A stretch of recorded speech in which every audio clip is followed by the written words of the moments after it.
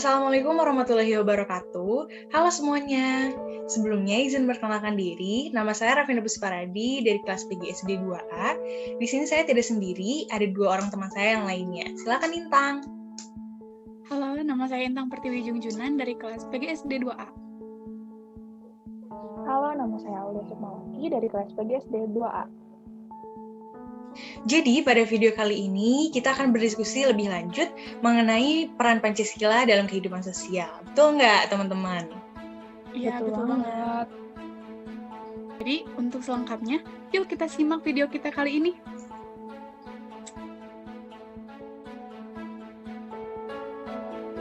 Pancasila itu merupakan dasar negara yang memang sudah seharusnya dan sepatutnya dijadikan sebagai pedoman dan landasan kita dalam hidup bernegara dan berbangsa. Benar nggak, teman-teman? Ya, benar banget. Menurut aku penting banget sih, karena kan Pancasila itu diambil dari kehidupan masyarakat Indonesia sendiri kan, dari waktu Indonesia sebelum merdeka bahkan. Dan nilai-nilai Pancasila itu merupakan landasan, dasar atau patokan kita gitu dalam berperilaku, bersikap di kehidupan sosial kita dalam bermasyarakat, bernegara, dan berbangsa. Betul gak? Kalau menurut aku sih salah satu kendalanya berasal dari kepentingan kelompok tertentu, diantaranya agama. Kondisi ini terjadi akibat ketegangan di internal kelompok tersebut. Akibatnya sulit membangun karakter bangsa. Aku sih faktor penghambatnya diantaranya karena lunturnya semangat nasionalisme, gotong royong, juga karena adanya sikap egois dari masyarakat. Menurut aku sendiri, faktor utama yang jadi penghambat realisasi Pancasila itu adalah diri kitanya sendiri gitu, karena kan sebelum kita membenahi orang di luar sana itu kan yang harus kita benahi diri kita sendiri. Nah, kadang diri kitanya sendiri belum cukup gitu punya kesadaran dan pemahaman atas nilai-nilai dasar Pancasila yang itu sekiranya itu sangat berguna sekali gitu saat kita menggunakan nilai-nilai itu dalam kehidupan sehari-hari.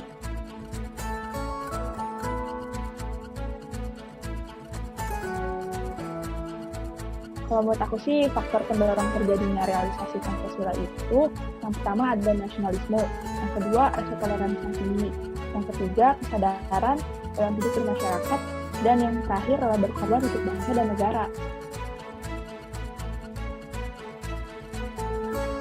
Kalau misalnya memang tidak ada Pancasila, bisa jadi kehidupan kita tidak akan seteratur ini gitu. Meskipun kalau misalnya kita lihat itu saat ini, ya mungkin nggak teratur-teratur amat gitu. Maksudnya masih ada aja yang melakukan penyimpangan atau bahkan tidak menerapkan nilai-nilai Pancasila gitu ke dalam kehidupannya sehari-hari.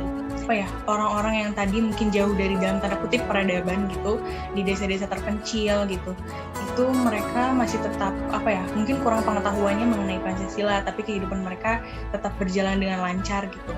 Itu karena mungkin itu tadi ya, balik lagi ke Pancasila yang nilai-nilai dasarnya itu diambil dari bumi pertiwi, kebiasaan bangsa Indonesia dari sejak zaman dahulu. Jadi nggak ada perilaku atau sikap yang memang jauh beda gitu antara perilaku pada saat itu dan saat sekarang gitu, saat nilai-nilai itu memang sudah dikristalisasi ke dalam bentuk Pancasila gitu. Jadi ya mungkin akan agak gimana gitu kalau misalnya nggak ada Pancasila dalam kehidupan kita. Cuma ya itu tadi, balik lagi, kalau misalnya nggak ada Pancasila pun itu tadi, Pancasila kan sumber hukum, sumber dari segala sumber hukum.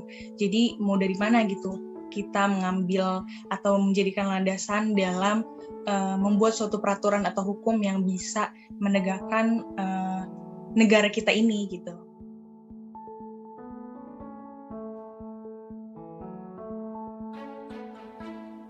Kalau contoh perilaku yang selalu aku lakuin itu salah satunya di lingkungan keluarga ya, kayak bersikap adil kepada segala anggota keluarga, terus melakukan kewajiban dan hak yang sesuai dengan apa yang diberikan. Kalau misalnya aku sih, contoh-contoh yang biasa dilakukan dalam kehidupan sehari-hari, yang mungkin balik lagi gitu ya, lagi-lagi dilihat lagi dari nilai-nilai Pancasila yang memang kristalisasi dari kebiasaan bangsa Indonesia gitu yang perilakunya ya nggak jauh beda gitu sampai akhirnya dijadikan nilai-nilai Pancasila yang sekarang ini, yaitu diambil dari kehidupan, dari kegiatan dalam kehidupannya sehari-hari gitu. Jadi otomatis kelima sila dalam Pancasila itu biasa diterapkan gitu, memang ada gitu contohnya dalam kehidupan kita sehari-hari. Kayak contohnya dari sila pertama itu dengan kita melakukan peribadatan gitu, kayak misalnya sholat atau mungkin berdoa, saling membantu antar sesama agama gitu tanpa membeda-bedakan satu sama lain, itu termasuk dari realisasi sila pertama gitu. Begitu juga sila-sila lainnya, kayak misalnya sila keempat musyawarah, itu kan dibiasakan tuh dalam kehidupan berkeluarga gitu. Misalnya kita dibiasakan gitu untuk berdiskusi kira-kira mau makan apa ya pagi hari ini, siang hari ini kita mau makan apa, terus di akhir pekan nanti kita mau liburan kemana nih, dan yang lain sebagainya. Selain itu mungkin dalam contoh kehidupan sehari-hari, kayak misalnya kita nih, meskipun kita sedang dalam keadaan online, kita kan tetap berkumpul nih kayak sekarang ini gitu, nggak ada istilahnya pembatas yang benar-benar bisa menghambat aktivitas kita dalam sehari-hari gitu. Kita tetap bisa ngobrol meskipun secara tatap maya gitu melalui ini. Kan ini juga sama dengan perkumpulan ya. Jadi kita tetap bersatu gitu. Nah, itu merupakan realisasi sila ketiga nggak sih gitu. Terus kita tetap melakukan diskusi di dalam pembelajaran gitu. Mungkin dalam kehidupan sehari-hari itu kita berteman dengan siapa saja gitu, nggak pilih-pilih berdasarkan ras, suku, budaya, atau agama. Terus menghargai pendapat orang lain, nggak egois, mendahulukan kepentingan bersama dulu, baru kepentingan pribadi. Terus kita juga bisa dengan mengikuti kegiatan kerja bakti, contohnya kayak piket kelas. Itu mungkin.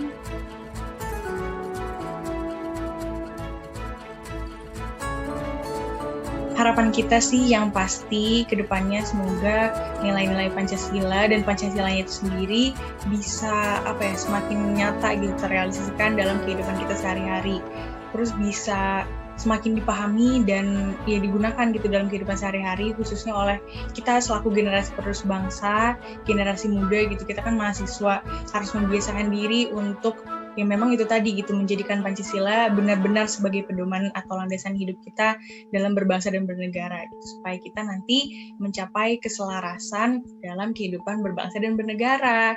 Semoga nggak ada lagi yang menyepelekan nilai-nilai Pancasila dalam kehidupan sehari-hari, karena Pancasila bukan sekedar lambang aja nih, lambang Garuda, tapi itu memang ada nilainya yang benar-benar harus kita terapkan dalam kehidupan sehari-hari.